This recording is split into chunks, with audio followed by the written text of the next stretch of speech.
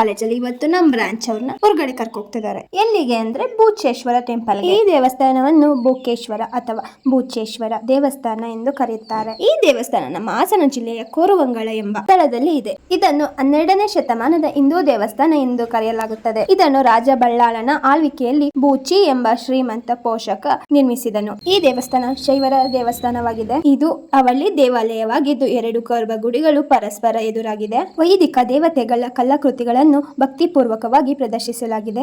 ಜೊತೆಗೆ ರಾಮಾಯಣ, ಮಹಾಭಾರತ, ಭಾಗವತ ಪುರಾಣ ದೃಶ್ಯಗಳನ್ನು ಚಿತ್ರಿಸಲಾಗಿದೆ. ಈ ದೇವಸ್ಥಾನ ಬಗ್ಗೆ ನಮ್ಮ ಮ್ಯಾಮೆ ನಮಗೆ ಎಕ್ಸ್ಪ್ಲೈನ್ ಮಾಡಿದ್ರು. ಅದಾದ್ಮೇಲೆ ನಾವು ಸ್ವಚ್ಛತಾ ಕಾರ್ಯಕ್ರಮ ಮಾಡಿದ್ವಿ. ಈ ಶಾಸನದಿಂದ ಈ ದೇವಸ್ಥಾನದ ಬಗ್ಗೆ ನಮಗೆ ತಿಳಿದು ಬಂದಿದೆ.